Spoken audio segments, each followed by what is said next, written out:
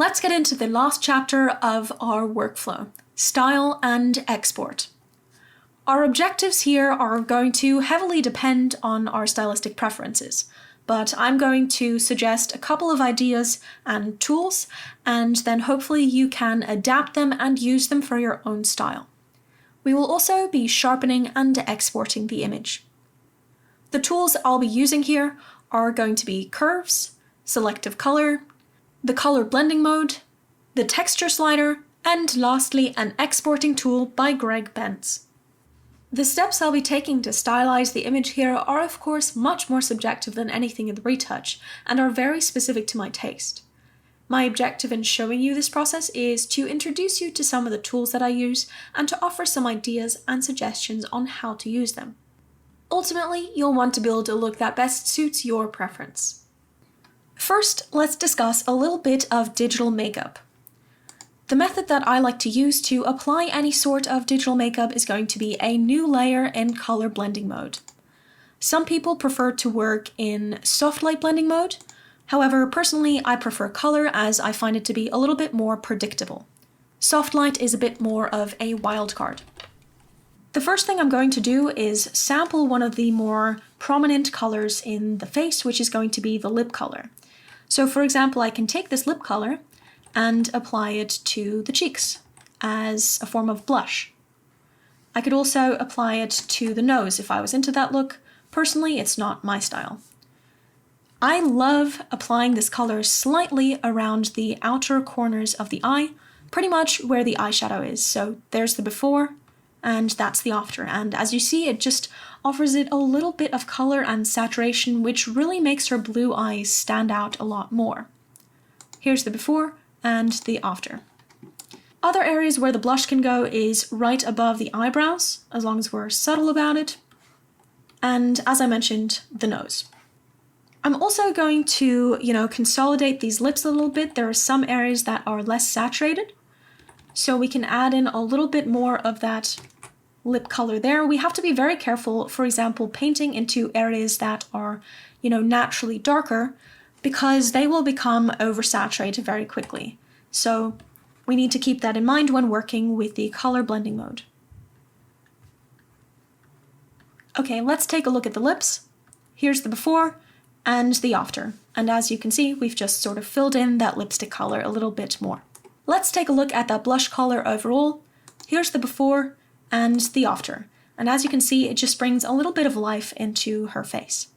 I'm going to reduce this to around 50% opacity. I don't like to go too heavy on it. As you can imagine, you could go pretty crazy on this. For example, you could come in with some blue eyeshadow, or, any other color. You could tint the lips, and so on and so forth. Again, I kind of tried to keep it subtle.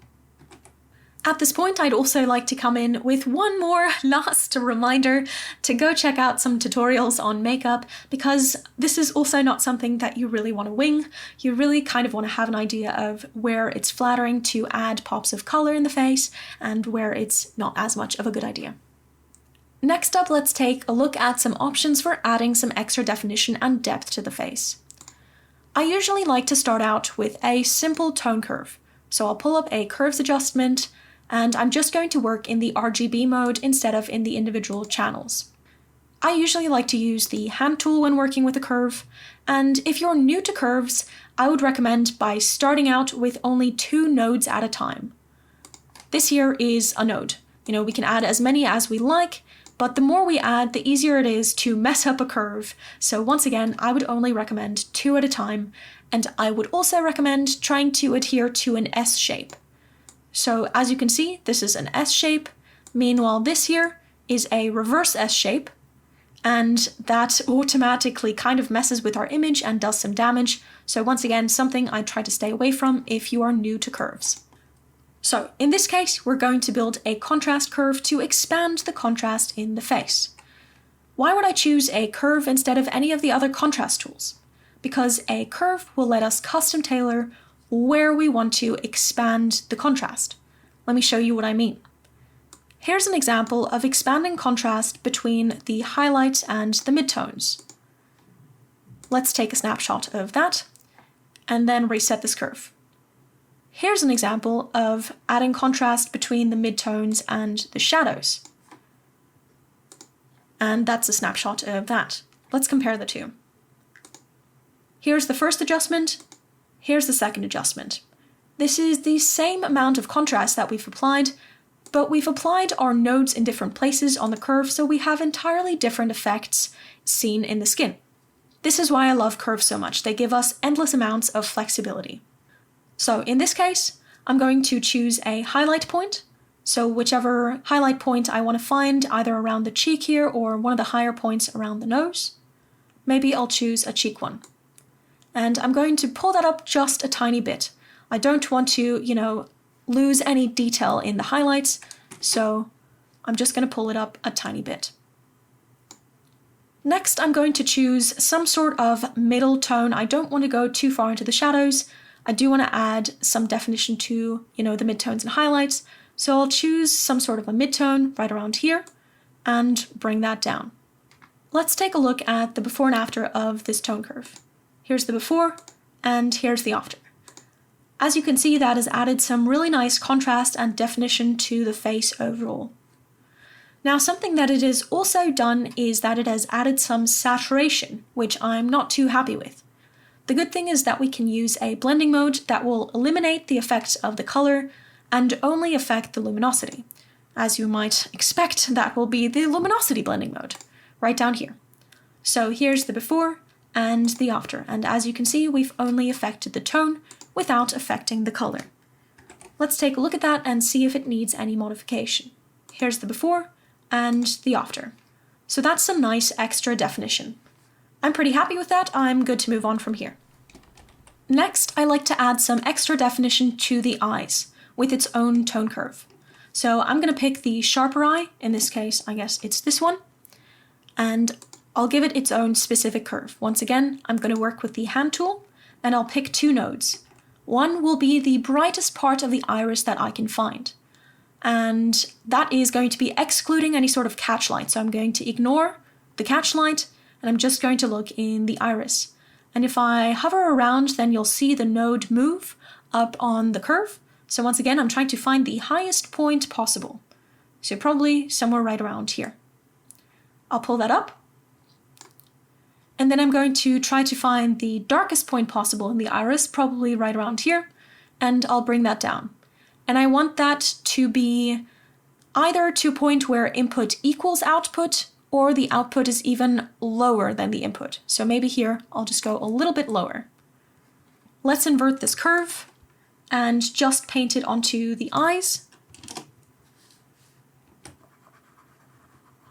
And that will add a really nice amount of definition and detail and a perfect amount of contrast that is custom tailored to the irises. In this case, I'd say it's a little bit too heavy. She's starting to look a little bit, vampire-y, so I'm going to dial it back a little bit. We can either dial back the curve, or we can also lower this in opacity. So I'll bring it back to maybe around 50%. Here's the before, and here's the after. We just want that little bit of extra definition and depth. Okay, so far so good. Let's take one more quick look at that. Here's the before, and here's the after. Great. Now what if we want to add even more tonal definition to the skin, especially the skin texture? Well, there's a couple of ways that we can do that. One of them would be working with the vibrance layer in luminosity mode. So set that to luminosity and then boost the vibrance, and as you can see, that is adding, a decent amount of texture and definition to the skin, specifically her little very faint freckles. So that's kind of nice. That's one option.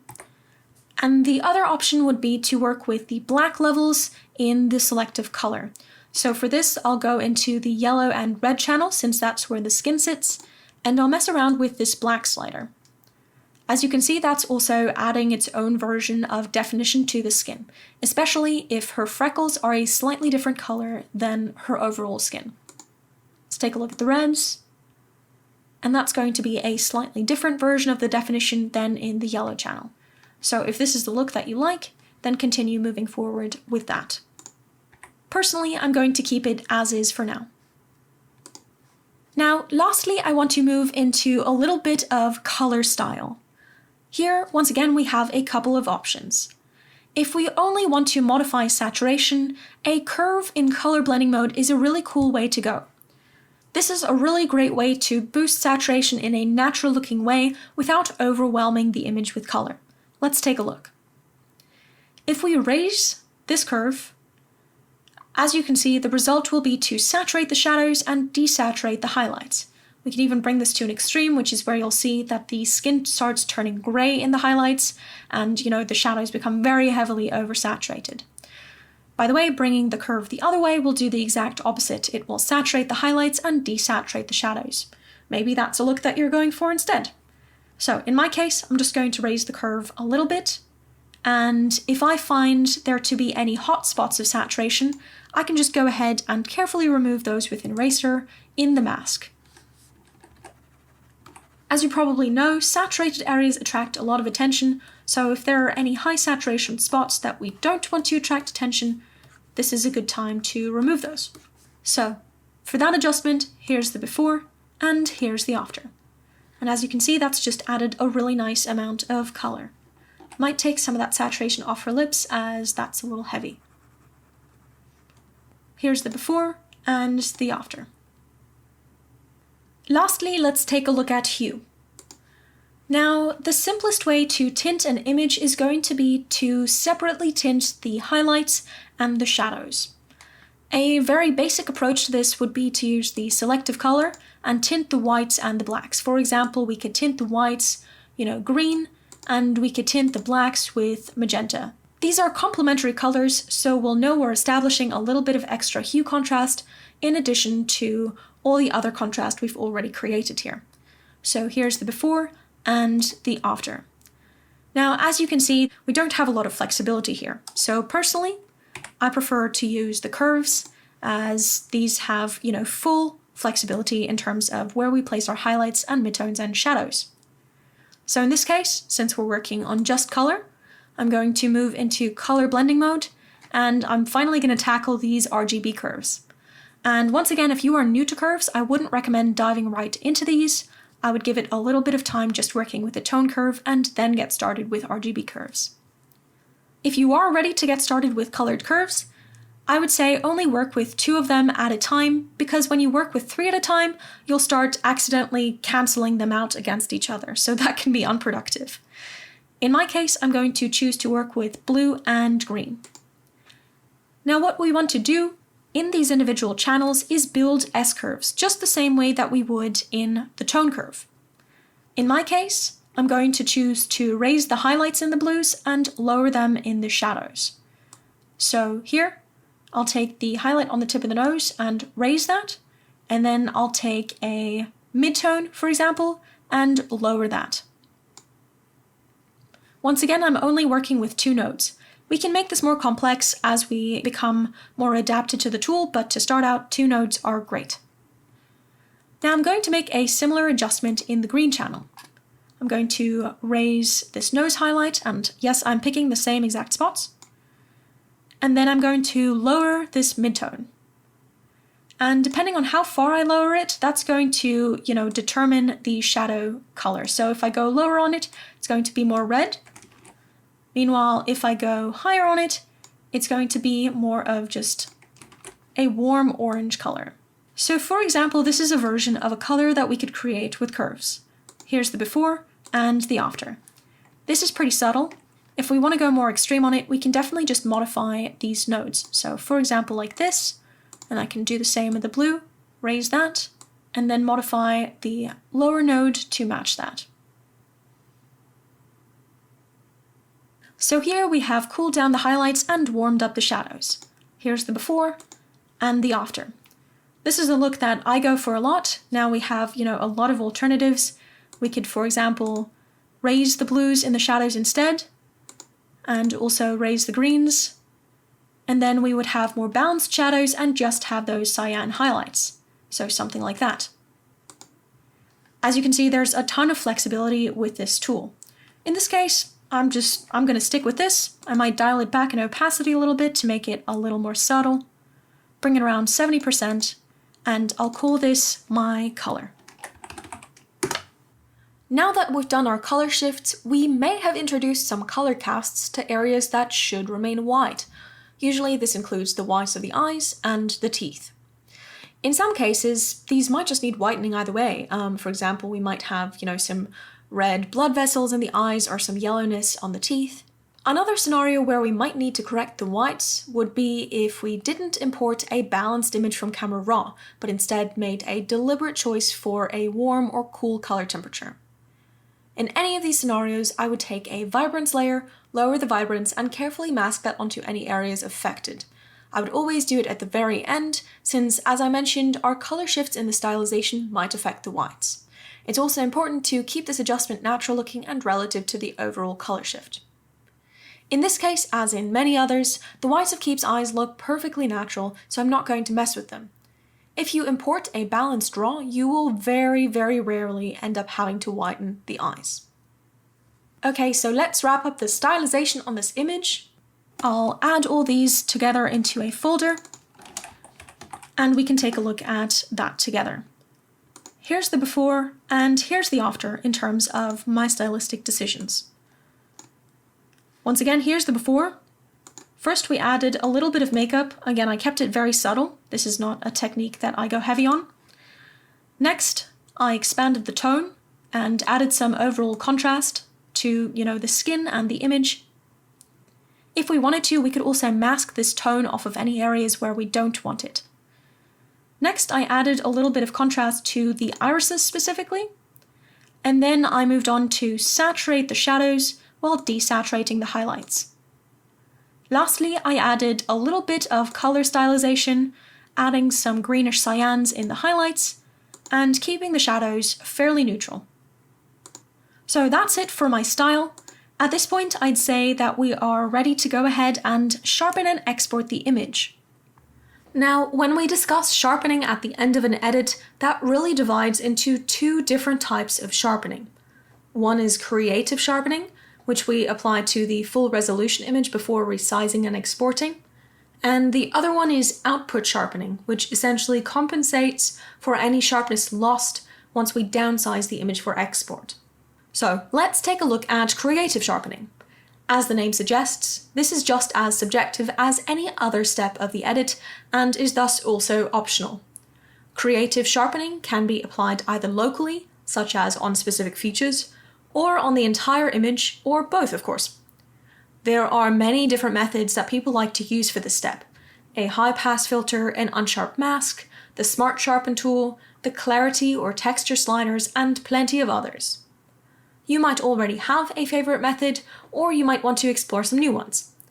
Personally, my favorite is texture, which can be found in Camera Raw. So what I'll do here is merge all layers with Alt-Control-Shift-E or Option-Command-Shift-E, and then I'll turn this into a smart object. The smart object is going to permit me to apply a Camera Raw filter and make changes to it later if I so choose. So let's go to Filter, Camera Raw Filter, and this will bring us back into the Camera Raw or Lightroom interface that we're familiar with. Now, as I mentioned, I like using the texture, but I'm not going to bump it up for the entire image. This is just to show you what it looks like on the skin. As you can see, it really brings out both the features and the skin texture and the freckles. Texture is kind of like if clarity and sharpness had a baby. I really love the look of it, but if you would prefer more traditional sharpening, I would recommend checking out the High Pass or the Smart Sharpen. So in this case, I'll use the adjustment brush. I'll pull that up with K, and then I'll bump up the texture to maybe around 40. This is usually where I start out. I'll keep my flow pretty low, and then I'll start applying this mostly to the eyes and then anywhere around the eyes. So again, first the eyes and eyebrows. This is where we want the most sharpening. And then I do like to bring it onto the skin right around the eyes. I do try to keep it in the top half of the face, as down here, if we sharpen, we're kind of going to start giving her a 5 o'clock shadow kind of look. This is not really where we want to add skin detail and definition, because once again, it's going to make her look like she has a beard, which is, generally not a great look on women, I'd say. Okay, so at this point, we can refine the texture amount if we'd like to. Generally, I keep it around 30 to 40, So here maybe I'll keep it closer to 40. And then we can also refine it by using, the eraser, by pressing and holding Alt or Option or coming up here to erase and, perhaps removing it off of any areas that seem too sharp. So for example, right around here, maybe we don't want to see as many of the pores, so we can take it off of there a little bit, or anywhere else that it might be slightly unflattering to add too much definition. So balance it however you like. Let's take a look at the before and after. Before and after. Okay, let's bring that into Photoshop and let's take a closer look. Here is the before and the after. And as you can see, the Camera Raw filter imports as a smart filter, so if we want to make changes to this once we've brought it back into Photoshop, we can do that by double-clicking it. That will pull our Camera Raw interface back up with all of the changes that we've made, so we can go back in here and make additional changes if we'd like. Also, if we would like to add, grain or a vignette or some overall texture, this is a good time to do that. Okay, I'm going to collapse this. At this point, this image is complete for me, so I'm ready to go ahead and export it. If I need to crop for the aspect ratio, I'll do that now at the latest, although sometimes I prefer to do it at the beginning of the workflow. It really depends on where the image is going, so if I might need a full version, I'll work with the full version and crop it at the end. However, if I only need the 4x5, I'll crop to 4x5 right at the start during the cleanup. So in this case, crop to 4x5 if we're exporting for Instagram, for example, and then I'm ready to run my export action.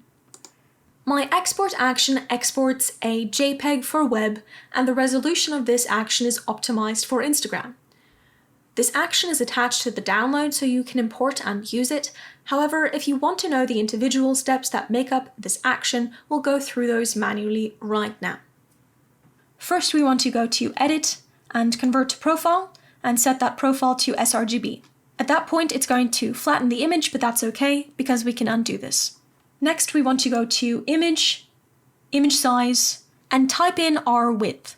Usually I export to 2160, which is, twice the width of the current Instagram size.